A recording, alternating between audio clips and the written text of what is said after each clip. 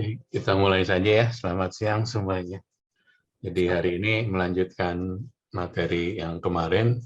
Kemarin saya rubah jadi cost control 2 dulu, baru cost control 1 ya. Karena kemarin ngebahas tentang purchasing, receiving, dan cost control ya.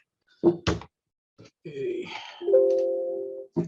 Jadi pada prinsipnya kita di cost control itu selain memaintain cost atau mengontrol cost, kita juga memastikan once kita jadi cost control itu melihat tren dari revenue-nya juga gitu ya. Nanti itu cost control kerjanya memang terbatas pada cost of sales-nya saja ya, tapi dia juga membantu menginformasikan baik ke Director of Finance atau ke General Manager tentang biaya-biaya apa yang kemungkinannya besar gitu ya, dan itu yang harus menjadi concern bagi semua pihak di dalam industri ya, nggak di hotel aja, di hotel di industri manapun ada yang bagian mengontrol biaya-biaya dengan maksud supaya nanti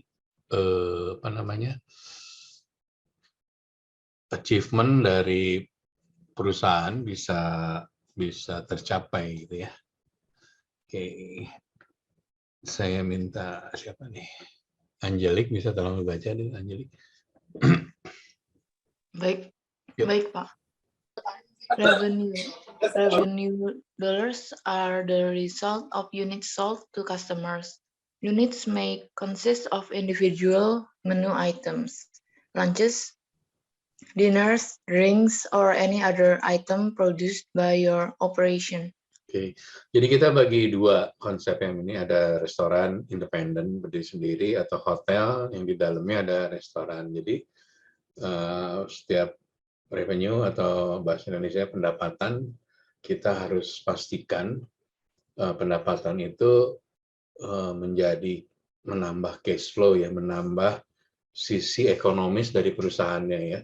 Apa yang dijual di dalam restoran baik di hotel maupun restoran independen, dari menu-menu yang ada semua à la carte misalnya, atau lunch atau dinner, atau mungkin ada buffet dan minuman dan sebagainya. Ini adalah bagian dari pendapatan yang harus kita pastikan bahwa dari pendapatan itu menghasilkan uang masuk gitu ya.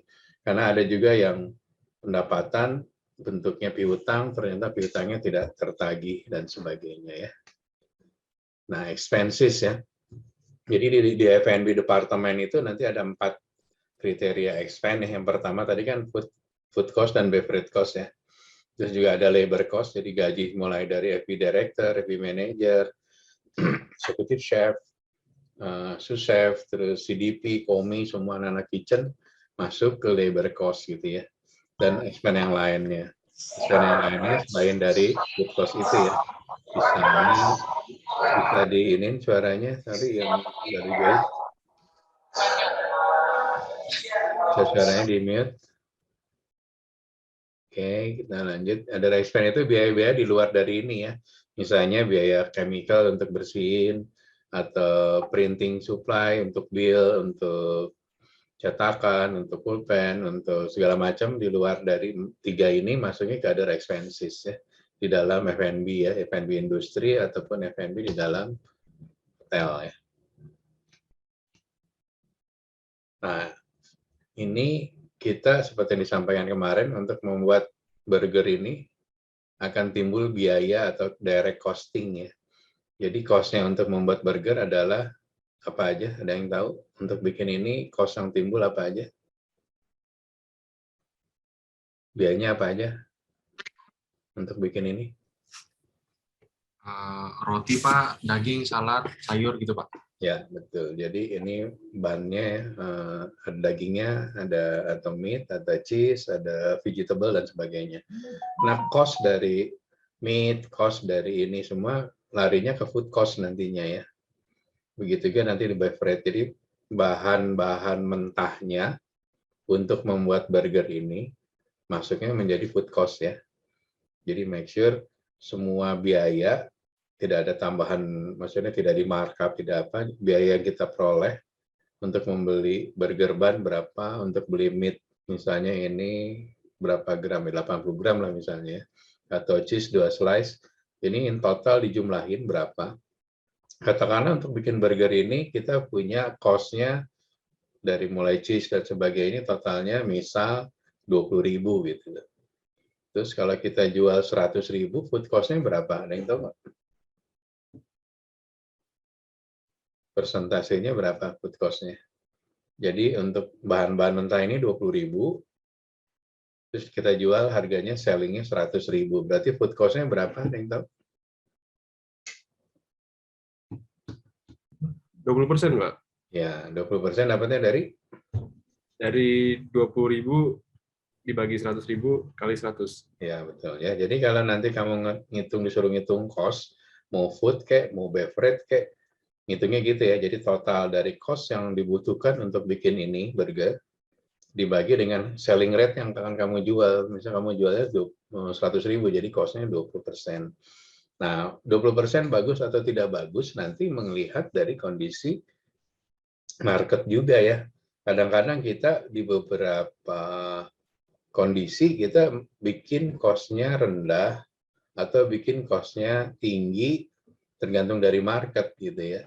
Nah, dengan cost-nya rendah berarti revenue-nya profit-nya jauh lebih besar ya dibanding yang cost-nya tinggi. Tapi kadang-kadang kita juga pakai jualan yang cost-nya tinggi dengan harapan ada volume gitu, ada transaksi lah gitu untuk menambah jualan. Kita punya restoran ya, mau à la carte atau buffet dan sebagainya ya. Beverage cost juga sama untuk menyiapkan minuman campuran gitu ya, mixologi kan terdiri dari itemnya apa aja ya, alkoholik itemnya apa, nih ntar dijumlahkan dikali selling rate-nya, itulah beverage cost gitu ya. Oke, labor cost saya minta, tadi udah Angelique, sekarang Alisa Fitri bisa baca. Iya Pak, labor cost include the cost of all non-management as well as management employees needed to run a business. This expense category also includes the amount of any taxes you are required to pay when you have employees on your payroll, as well as the cost of benefits they may receive. In many food service operation, labor costs are an operator's highest cost, or they are second only to food and beverage costs in the total number of dollars spent. Oke, thank you. Jadi kalau kamu bikin restoran, labor cost ini adalah komponen biaya yang cukup besar ya. Sekarang apalagi sekarang kalau revenue-nya kamu makin kecil, labor cost-nya persentasenya akan makin besar ya. Jadi yang di dalam labor cost ini termasuk gaji, semua gaji mulai dari eksekutif, chef, FP director, nyampe paling bawah misalnya steward gitu ya. Semuanya dihitung berapa biaya gajinya. Nah, biasanya dari gaji nanti kita harus bayar pajak ya. Bisa di kontrak kamu ada yang include tax atau exclude tax gitu. Tapi rata-rata kita sudah ya, gross gitu ya, nanti dipotong, misalnya kamu gajinya 5 juta gross gitu, nanti kamu dapatnya nggak 5 juta karena akan dipotong pajak penghasilan gitu ya. Terus misalnya kamu dikasih asuransi kesehatan juga, nah asuransi kesehatan masuknya ke labor juga. Pokoknya semua biaya yang timbul untuk menggaji atau meng-hire satu orang itu dibutuhkan apa aja, mulai dari gajinya, tadi kan ada misalnya ada transportation allowance masuk, ada medical insurance masuk. Jadi total dari tadi transport gaji tambah transportation allowance tambah insurance gitu ya. Itu totalnya masuk ke labor cost. Nah, di industri hotel saat ini karena memang pandemi rata-rata labor cost-nya itu bisa sampai 30-40% gitu karena kondisinya mungkin revenue-nya belum stabil ya. Zaman dulu labor cost tuh di Indonesia paling di 20-24 gitu ya. Kecuali kalau hotelnya banyak expatriate, banyak bulenya, mungkin labor cost-nya bisa 30%. Tapi sekarang dengan labor lokal pun bisa nyampe 40%. Satu, gajinya juga udah tinggi-tinggi yang orang lokal, terus kedua juga mungkin revenue-nya lagi slightly little bit lower lah dibanding sebelum pandemik ya.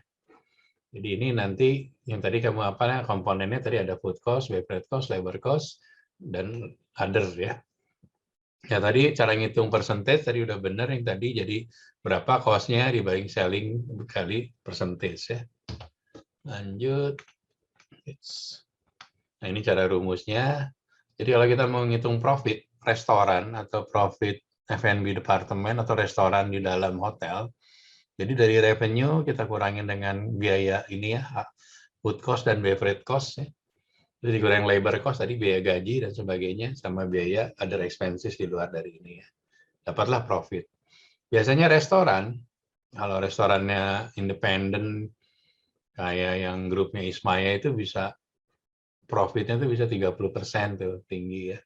Tapi kalau misalnya di hotel ada ballroom, ada meeting room, ada wedding gitu ya, ini profitnya bisa jauh lebih besar lagi gitu, karena di banquet kan apa ya, cost foodnya rendah tapi volumenya orang yang makannya banyak gitu. Misalnya di restoran itu kan profitnya kamu nanti restorannya jauh lebih besar dibanding dengan yang tadi di restorannya. Ini cara ngitungnya tadi udah dibahas. Nah, sama labor cost ya, pokoknya prinsipnya kamu kalau dihitung berapa labor cost percentage harus selalu dibaginya dengan revenue ya. Ada expense berapa persentasenya, baginya revenue ya. Kamu lihat di sini dibagi revenue. Jadi labor cost-nya berapa persen? Oh, ini 43% gitu. Seperti saya sampaikan sekarang ini di Indonesia, terutama ya di kota-kota besar, emang labor cost-nya udah tinggi nih, udah di atas 40 nih. Kalau zaman dulu sebelum Krismon kita bisa di 20 karena revenue-nya bagus gitu ya. Ini ada expense 6%. 6% bagus atau enggak? Nanti kita ngeliat dari standar industri hotelnya ya. Misalnya kamu dibanding industri hotel lain bisa lebih tinggi atau bisa lebih rendah gitu ya. Tapi kalau ada expense sekitar 6% sih masih so-so lah ya, masih oke ya. Oke, nah ini cara ngitungnya ya. Nanti kalau UAS cara ngitungnya kamu pokoknya selalu dibagi dengan revenue. Kalau nanya labor cost, percentage berapa? Labor cost dibagi revenue. Ada expenses, percentage-nya berapa? Ada expense bagi revenue ya. Selalu di bawahnya pembaginya adalah revenue ya. Sampai sini ada yang mau nanya nggak? Kalau nggak ada saya lanjut ya. Nah, ini contoh ilustrasinya ya dari revenue restoran tersebut, misalnya 400.000 US dollar gitu ya, atau ekuivalen dengan 100%. Nah, dari revenue ini timbul biaya direct costing yaitu food dan beverage 150.000, terus ada biaya gaji 175, dan ada expense ada 25. Maka kalau kita jumlahkan total expense-nya 350.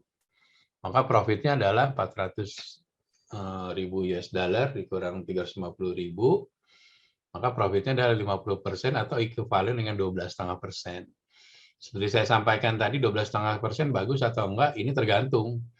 Kalau dia di Singapura mungkin ini kecil ya, tapi di Indonesia ya masih oke lah. Rata-rata kita sepasang di sini masih positif, udah masih oke dalam kondisi sekarang ya.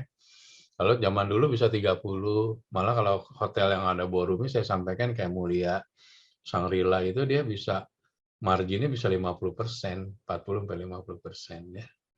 Nah, jadi kalau kita lihat di sini ya, yang seperti saya sampaikan, tadi disampaikan bahwa biaya gaji ini mendominasi ya, 43% kalau kita lihat. Beverage-nya, food cost-nya cuma 37. Kalau kita bikin pie chart seperti ini, bahwa nah, berarti kamu kalau nanti punya restoran, kamu harus kontrol nih labor cost-nya. Labor cost-nya 43%. Ada yang tahu nggak cara ngontrol labor cost gimana? Menurut kamu gimana cara mengurangi biaya gaji? Ada yang tahu?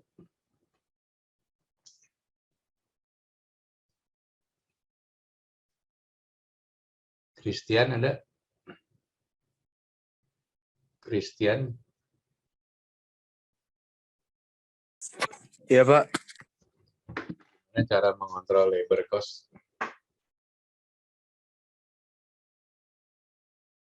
Biaya gaji cara kontrolnya gimana supaya nggak tinggi?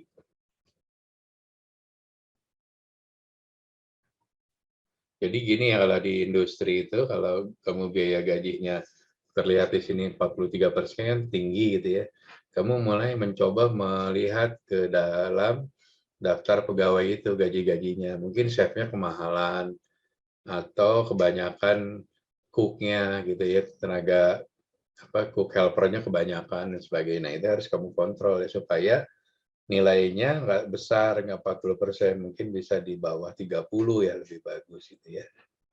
Oke, sampai di sini ada yang mau nanya nggak? Kalau nggak ada, saya lanjut ya.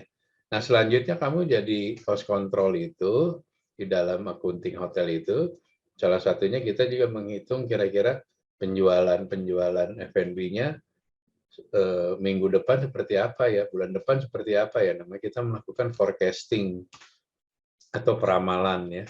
Nah, peramalan ini biasanya datangnya dari data sebelumnya atau data dalam industri yang berjalan ya. Oke, saya minta Christian tolong dibaca. Advantage of accurate sales forecast.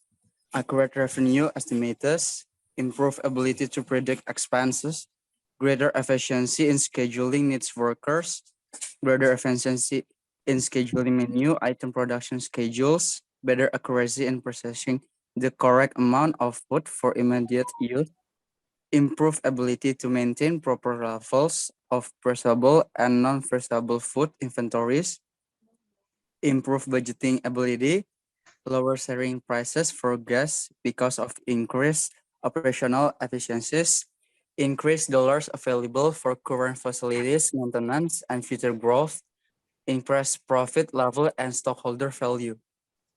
Oke, jadi kegunaan dari kita bikin forecasting, kita ngebantu cara pembelanjaannya, jadi akan sesuai dengan kira-kira menu yang laku kan apa aja, kemarin yang dibahas ya, dengan ketahuan menu yang laku apa aja, jadi kamu belanjanya sesuai dengan yang fast moving aja, yang banyak lakunya gitu, jangan yang barang nggak laku kamu beli gitu ya. Terus memperbaiki juga dari jumlah pekerja tadi ya, kalau kamu kan tadi labor cost-nya 40% gitu kan, mungkin kamu kebanyakan tenaga daily worker gitu kan. Nah, dengan adanya sales forecast, kamu bisa tahu kan hari-hari sepi gitu ya. Di hari sepi mungkin kamu nggak usah hiring lagi daily worker gitu ya. Tapi nanti pas weekend gitu, pas pick up bisnis, ada apa sih, public holiday dan sebagainya ya. Nah, di sini adalah kita bisa mengontrol gitu. Dengan kita bisa mengontrol, nanti tingkat kerugiannya akan kita minimalisir gitu ya, tidak akan sebesar kalau kita tidak punya forecasting, karena kita akan belanja aja asal, padahal belum tentu barangnya laku gitu ya. Sampai sini ada yang mau nanya nggak? Oke, kalau nggak ada saya lanjut. Nah, waktu kita bikin forecast, salah satunya kita harus tahu berapa sih historical penjualannya. Jadi selama ini kamu punya restoran itu performanya seperti apa gitu ya. Nah, kamu bisa lihat di sini. Kamu bisa lihat di hari apa di sini yang paling banyak penjualannya. Ada yang tahu? Hari apa banyak penjualannya? Hari Minggu, Pak. Sunday. Hari lain apa lagi? Sabtu, Pak.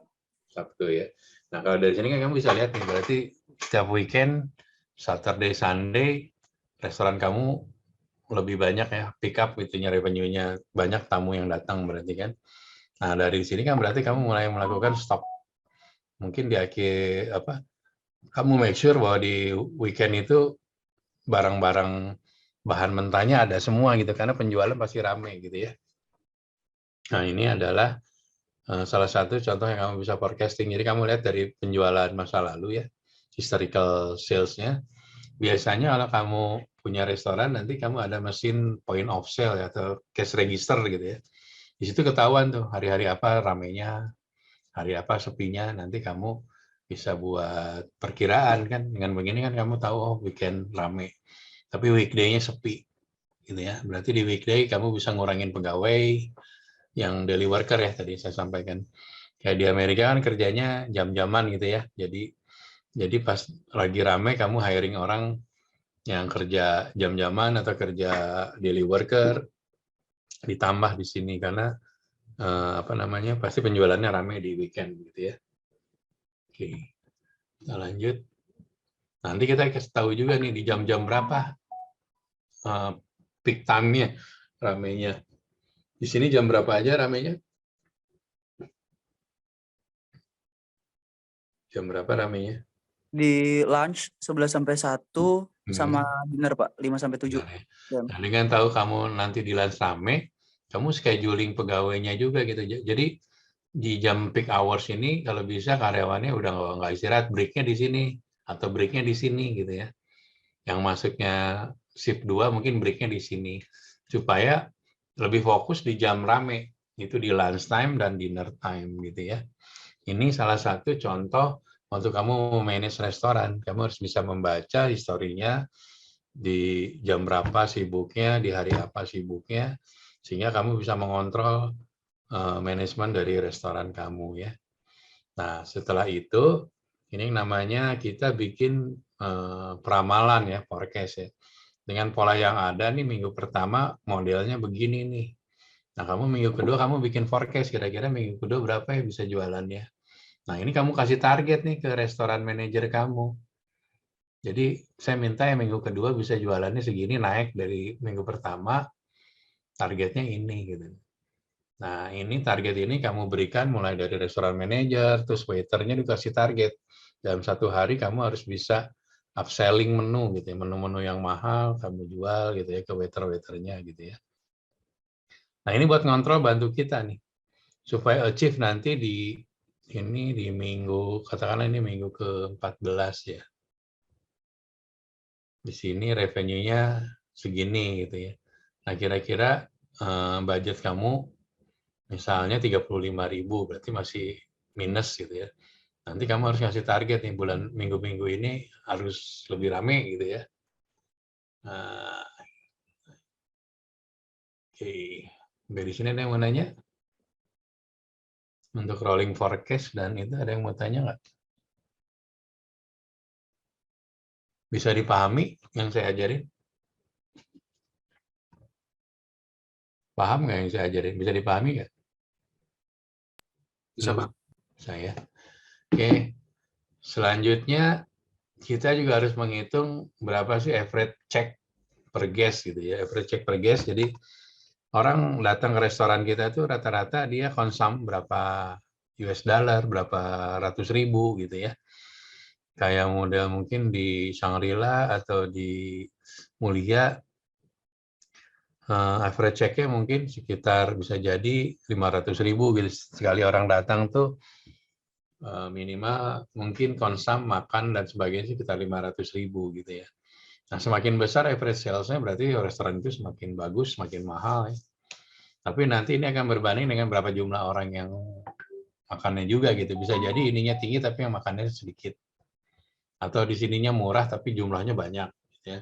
Nanti tergantung kamu kalau bikin restoran, mendingan restorannya murah tapi tamu banyak, atau kamu bikin fine dining, nggak banyak tamunya tapi average per check-nya mahal gitu ya. Misalnya sekali makan orang minimal konsum di atas 500.000 gitu ya. Makan plus minum dan sebagainya. Jadi nanti kamu make sure kalau kamu punya usaha, analisa-analisa ini dipakai gitu. Kalau punya restoran, gimana cara ngecek average check-nya, gimana ngecek barang-barangnya supaya tidak terbuang dan sebagainya ya. Selanjutnya kita juga harus bisa menganalisa nih, kamu udah bikin budget atau kamu mau compare sama tahun lalu nih. Tahun ini penjualannya kamu segini, dibanding tahun lalu segini. Ini lebih baik atau lebih buruk? Di first quarter ini lebih baik di compare ke tahun lalu apa lebih buruk?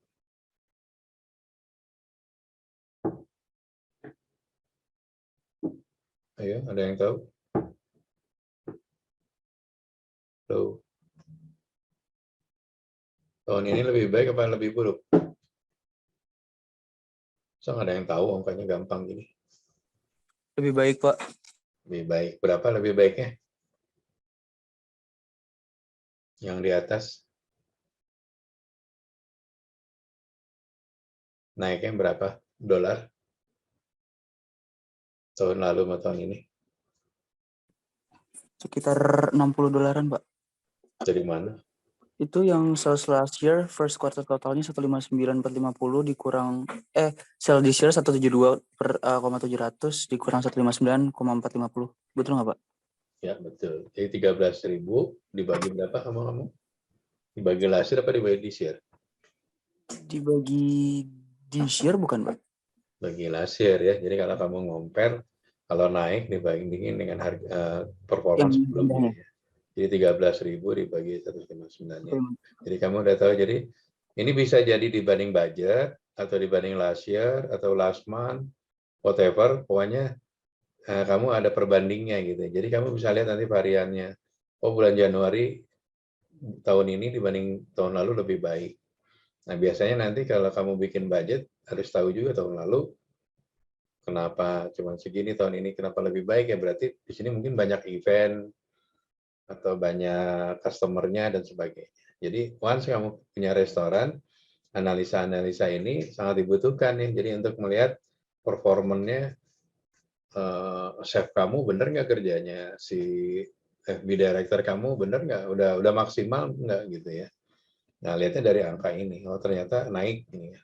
Tapi naik juga belum tentu lebih baik ya, bisa jadi semua restoran tuh, semua hotel emang naik gitu karena jumlah kunjungan. Misalnya di Bali, jumlah orang datang ke Bali-nya jauh lebih tinggi gitu kan. Nah, kita harus bandingin dengan industri. Industri naiknya berapa persen nih? Kalau kita di atas industri berarti kita performnya bagus. Tapi kalau kita di bawah industri, berarti naiknya kita bukan karena performa kita, memang karena kotanya lagi rame, kita juga kena impact, jadi restorannya rame gitu ya. Pastikan lagi, ini sekali lagi, ini adalah alat-alat analisa ya, buat nanti kamu, once kamu punya usaha, punya restoran, atau punya hotel, contoh menganalisa penjualan seperti ini ya. Oh, ini tadi ini persentasenya ya, udah disampaikan. Jadi ini 8% naik ya. Jadi tahun lalu 159, tahun ini 172, jadi naiknya 13.000. Dapat 8%-nya adalah 13.000 dibagi 159 ya, dapat 8,3%. Ada yang mau nanya nggak? Maksudnya ada yang nanya di kelas ini? Bener ngerti nggak sih? Nggak ada yang nanya? Oke. Gimana? Belum ada, Pak. Kita tadi forecasting, ini sama juga kita bikin forecast, tapi ini bedanya ke yang tadi apa ya? Yang ini, oh ini jumlah tamunya, sorry ya, ini jumlah tamunya naik, sorry. Yang tadi ini, oh ini berani compare last year ya, tumbuhnya segini. Nah ini kita mau bikin budget nih tahun depan nih, future. Jadi kamu ngelihat dari trennya tahun ini bagaimana naik 7,5%. Nah 7,5% ini mau kita jadikan patokan untuk naik tahun depan. Jadi kamu kaliin aja dengan 7,5%, maka dapatlah forecasting revenue-nya ini ya. Nah biasanya angka 7,5%, 10% itu dapatnya dari mana? Biasanya kita ngelihat dari kondisi ekonomi atau makroekonomi Indonesia ya. Misalnya di negara tersebut, di negara kita tingkat inflasinya berapa persen, kenaikan harga-harga barang berapa persen gitu ya.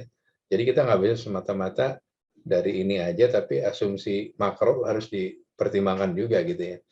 Kalau kita naik segini, bisa jadi harga barang-barang udah naik, bisa jadi kenaikan ini tidak terlalu signifikan nantinya ya, mungkin harus dinaikin lagi atau mungkin ini ketinggian dan sebagainya. Jadi harus ada asumsi makro lainnya untuk sebagai comparison, pembanding ya. Ini contoh juga sama untuk next year, jumlah tamunya ini dari rata-rata first quarter ini tumbuhnya 6,1%.